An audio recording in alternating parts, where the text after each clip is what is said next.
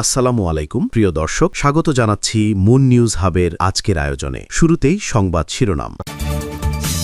প্রথমেই জানিয়ে দেব, যুক্তরাষ্ট্র ইসরায়েল অনুতপ্ত না হওয়া পর্যন্ত যুদ্ধ চালিয়ে যাবে ইরান। এবার জানিয়ে দেব, ইরানে মার্কিন যুদ্ধবিমান ভূপাতিত হওয়ার খবর নিশ্চিত করল যুক্তরাষ্ট্র। জানিয়ে দেব, হরমুজ প্রণালী দখলে নিতে এবার যে বার্তা দিলেন ট্রাম্প। এবং সর্বশেষ জানিয়ে দেব, ইরানের ইস্পাত খাতের ৭০% ধ্বংস করা হয়েছে জানালেন নেতানিয়াহু। এতক্ষণ শুনছিলেন সংবাদ শিরোনাম, এখন থাকছে বিস্তারিত। মধ্যপ্রাচ্যের চলমান সংঘাতকে ঘিরে পরিস্থিতি দিন দিন আরও জটিল আকার ধারণ করছে।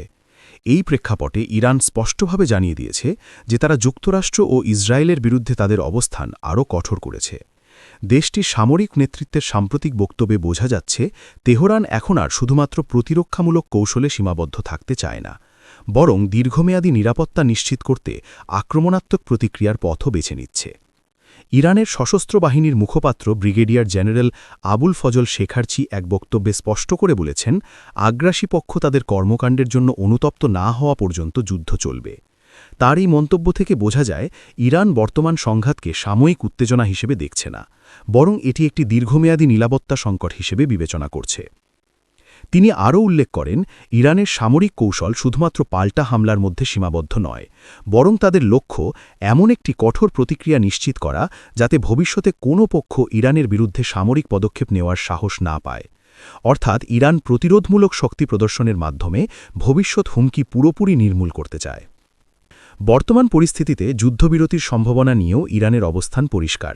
শেখারচি জানান, তারা এমন কোনো যুদ্ধবিরতি চায় না যা ভবিষ্যতে আবার সংঘাতের সুযোগ সৃষ্টি করে, বরং তারা স্থায়ী সমাধান চায় যেখানে প্রতিপক্ষের সামরিক সক্ষমতা ও আগ্রাসী মনোভাব কার্যকরভাবে দমন করা হবে।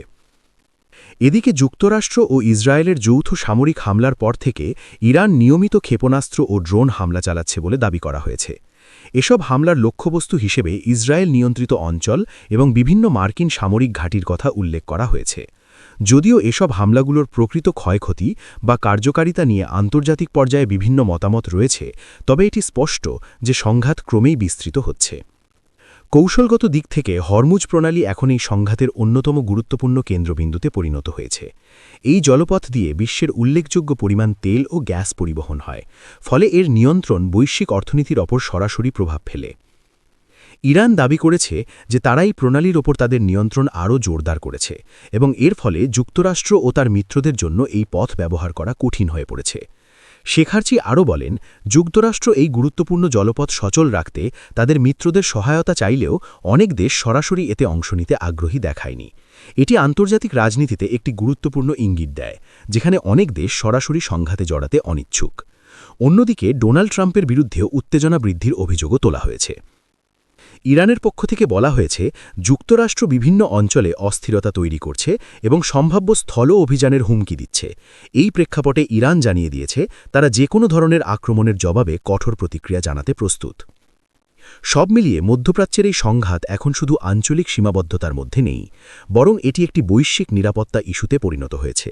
ইরানের দৃঢ় অবস্থান, যুক্তরাষ্ট্র ও ইসরায়েলের সামরিক উপস্থিতি এবং কৌশলগত জলপথের নিয়ন্ত্রণ সবকিছু মিলিয়ে পরিস্থিতি অত্যন্ত সংবেদনশীল হয়ে উঠেছে। পরিস্থিতি কোন দিকে যাবে তা এখন অনেকটাই নির্ভর করছে দ্বৈতিক প্রচেষ্টা, আন্তর্জাতিক সমর্থন এবং কৌশলের উপর।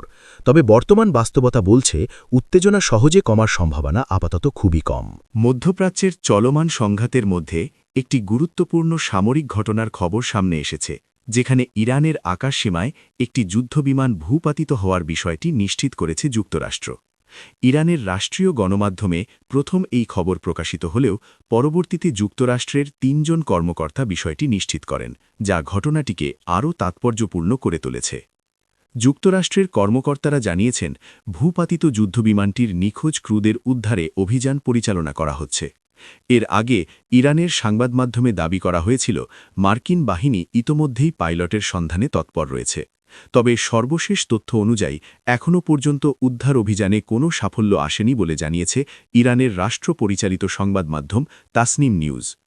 অন্যদিকে ফার্স নিউজ এজেন্সি জানিয়েছে, ভূপাতিত যুদ্ধবিমানের পাইলট বা পাইলটদের ধরিয়ে দিতে পারলে পুরস্কার ঘোষণা করা হয়েছে। এই ঘোষণা থেকে বোঝা যায় ঘটনাটি শুধু সামরিক নয় বরং মনস্তাত্ত্বিক ও প্রচারণামূলক দিক থেকেও গুরুত্বপূর্ণ হয়ে উঠেছে। তবে এখনও পর্যন্ত নিশ্চিতভাবে জানা যায়নি যুদ্ধবিমানটি ঠিক কোথায় ভূপাতিত হয়েছে। একই সঙ্গে এটি F-35 লাইটনিং 2 নাকি F-15 ঈগল সে বিষয়েও বিভ্রান্তি হয়েছে। ইরানের বিভিন্ন রাষ্ট্রীয় গণমাধ্যমে দাবি করা হয়েছে যে তারা অত্যাধুনিক F-35 যুদ্ধবিমান ভূপাতিত করেছে, যা তাদের সামরিক সক্ষমতার একটি বড় প্রদর্শন হিসেবে উপস্থাপন করা হচ্ছে। এই দাবিকে সমর্থন করে ইসলামিক রেভলিউশনারি গার্ড কোর বা IRGCও একটি বিবৃতি দিয়েছে, যেখানে তারা F-35 ভূপাতিত করার দাবি পুনর্ব্যক্ত করেছে। তবে এই দাবির সত্যতা নিয়ে আন্তর্জাতিক পর্যায়ে প্রশ্ন উঠেছে। কারণ ইরানের রাষ্ট্রীয় গণমাধ্যমে প্রকাশিত ধ্বংসাবশেষের ছবিগুলো বিশ্লেষণ করে দেখা গেছে সেগুলোর সঙ্গে F-35 তুলনায় F-15 যুদ্ধবিমানের সাদৃশ্য বেশি। বিশেষ করে ছবিতে দেখা যাওয়া US air forces in Europe লেখা আংশিক লোগো এবং লেজের অংশে লাল সাদা স্ট্রাইপ, এসব বৈশিষ্ট্য সাধারণত F-15 যুদ্ধবিমানে দেখা যায়। এই বিষয়ে গ্রিফিথ এশিয়া ইনস্টিটিউটের ফেলো পিটার লেইটন CNN-কে জানান, ছবির বিশ্লেষণ অনুযায়ী এটি প্রায় নিশ্চিতভাবেই F-15 যুদ্ধবিমান। তার এই মন্তব্য ঘটনাটির প্রকৃত চিত্র বোঝার ক্ষেত্রে গুরুত্বপূর্ণ ভূমিকা রাখছে। এদিকে CNN-এর ভূ অবস্থান শনাক্তকরণ ভিডিও বিশ্লেষণে দেখা গেছে ইরানের মধ্যাঞ্চলের খুজেস্তান প্রদেশ এলাকায় বেশ কয়েকটি সামরিক বিমান নিচু দিয়ে উড়ে অনুসন্ধান ও উদ্ধার অভিযানে অংশ নিচ্ছে। এটি থেকে ধারণা করা হচ্ছে ভূপাতিত যুদ্ধবিমানটি ওই অঞ্চলের আশপাশেই কোথাও বিধ্বস্ত হয়েছে। চলমান সংঘাতের প্রেক্ষাপটে এটি একটি তাৎপর্যপূর্ণ ঘটনা, কারণ এর আগে ইরানের ভেতরে সরাসরি কোনো মার্কিন যুদ্ধবিমান ভূপাতিত হওয়ার ঘটনা ঘটেনি। যদিও যুদ্ধের শুরুর দিকে কুয়েতের আকাশ প্রতিরক্ষা ব্যবস্থা ভুলবশত 3টি মার্কিন F-15 যুদ্ধবিমান ভূপাতিত করেছিল, তবে সেটি ছিল ভিন্ন পরিস্থিতির একটি ঘটনা। সব মিলিয়ে এই ঘটনাটি মধ্যপ্রাচ্যের চলমান সংঘাতকে আরও তীব্র করে তুলতে পারে। একদিকে ইরান এটিকে নিজেদের সামরিক সাফল্য হিসেবে তুলে ধরছে, অন্যদিকে যুক্তরাষ্ট্র এই পরিস্থিতি মোকাবেলায় উদ্ধার অভিযান চালাচ্ছে। যুদ্ধবিমানটির প্রকৃত পরিচয়, পাইলটদের অবস্থান এবং ঘটনাটির পূর্ণ বিবরণ সামনে আসা পর্যন্ত আন্তর্জাতিক মহলে এ নিয়ে আলোচনা অব্যাহত থাকবে। মধ্যপ্রাচ্যের কৌশলগতভাবে অত্যন্ত গুরুত্বপূর্ণ জলপথ হরমুজ প্রণালী ঘিরে আবারও উত্তেজনা তৈরি হয়েছে সাম্প্রতিক রাজনৈতিক বক্তব্যকে কেন্দ্র করে। এই প্রণালীটি পারস্য উপসাগরকে আরব সাগরের সঙ্গে যুক্ত করেছে এবং বিশ্বের উল্লেখযোগ্য পরিমাণ তেল ও গ্যাস সরবরাহ এই পথ দিয়েই পরিবাহিত হয়। ফলে এর নিয়ন্ত্রণ শুধু আঞ্চলিক নয়, বরং বৈশ্বিক অর্থনীতির জন্য অত্যন্ত গুরুত্বপূর্ণ। সম্প্রতি ডোনাল্ড ট্রাম্প এক সামাজিক যোগাযোগ মাধ্যম পোস্টে দাবি করেন, যুক্তরাষ্ট্র চাইলে খুব অল্প সময়ের মধ্যেই এই প্রণালীকে খুলে দিতে পারে। তার বক্তব্যে তিনি আরও ইঙ্গিত দেন যে এই গুরুত্বপূর্ণ জলপথের নিয়ন্ত্রণ নিয়ে যুক্তরাষ্ট্র তেল সরবরাহে প্রভাব বিস্তার করতে পারে এবং সেখান থেকে বড় ধরনের অর্থনৈতিক সুবিধাও অর্জন সম্ভব। ট্রাম্পের এই মন্তব্য শুধু কৌশলগত দিক থেকেই নয়, বরং কূটনৈতিক দিক থেকেও ব্যাপক প্রতিক্রিয়া সৃষ্টি করেছে। এর আগে তিনি মিত্র দেশগুলোর প্রতি ক্ষোভ প্রকাশ করে সরাসরি হরমুজ প্রণালীতে গিয়ে নিয়ন্ত্রণ নেওয়ার আহ্বান জানান। তবে আন্তর্জাতিক অঙ্গনে অনেকেই এই অবস্থানকে অত্যন্ত ঝুঁকিপূর্ণ এবং অপ্রয়োজনীয় উত্তেজনা সৃষ্টিকারী হিসেবে দেখছেন। বিশেষ করে ইম্যানুয়েল ম্যাখো ট্রাম্পের এই মন্তব্যকে সরাসরি অবাস্তব বলে প্রত্যাখ্যান করেন। তিনি স্পষ্টভাবে বলেন, কোনো বিষয়ে গুরুত্ব সহকারে এগোতে হলে প্রতিনিয়ত অবস্থান পরিবর্তন করা উচিত নয়। তার এই মন্তব্যে ট্রাম্পের পূর্ববর্তী ও বর্তমান বক্তব্যের মধ্যে বৈপরীত্যের বিষয়টি তুলে ধরা হয়েছে। ম্যাখো আরও ব্যাখ্যা করেন, হরমুজ প্রণালীর মতো সংবেদনশীল একটি অঞ্চলে জোরপূর্বক নিয়ন্ত্রণ প্রতিষ্ঠার ধারণা বাস্তবসম্মত নয় এবং তা পরিস্থিতিকে আরও অস্থিতিশীল করে তুলতে পারে। তার মতে এই প্রণালীতে নিরাপদ বাণিজ্যিক চলাচল নিশ্চিত করতে হলে প্রথমে প্রয়োজন যুদ্ধবিরতি এবং সংশ্লিষ্ট পক্ষগুলোর মধ্যে নতুন করে সংলাপ শুরু করা।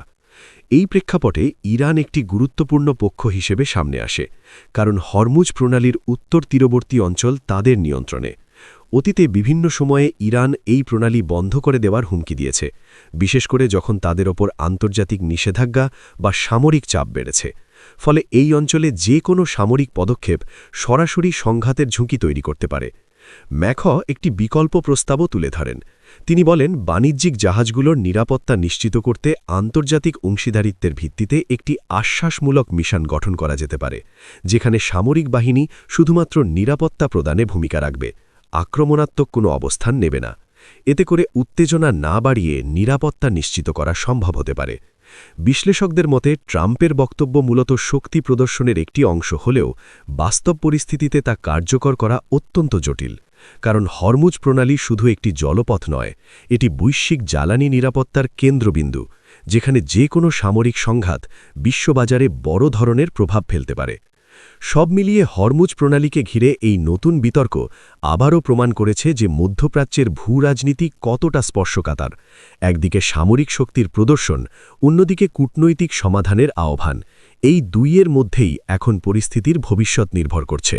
মধ্যপ্রাচ্যের চলমান উত্তেজনার মধ্যে নতুন করে আলোচনায় এসেছে ইরানের শিল্পখাত, বিশেষ করে ইস্পাত উৎপাদন সক্ষমতা। বেনিয়ামিন নেতানিয়াহু দাবি করেছেন, যুক্তরাষ্ট্র ও ইসরায়েলের যৌথ বিমান হামলায় ইরানের মোট ইস্পাত উৎপাদন ক্ষমতার প্রায় ৭০% ধ্বংস হয়ে গেছে। শুক্রবার ৩ মার্চ প্রকাশিত এক ভিডিও বার্তায় তিনি এই তথ্য তুলে ধরেন। নেতানিয়াহুর বক্তব্য অনুযায়ী সাম্প্রতিক সময়ের ধারাবাহিক হামলায় ইরানের গুরুত্বপূর্ণ শিল্প অবকাঠামো, বিশেষ করে ইস্পাত কারখানাগুলোকে টার্গেট করা হয়েছে।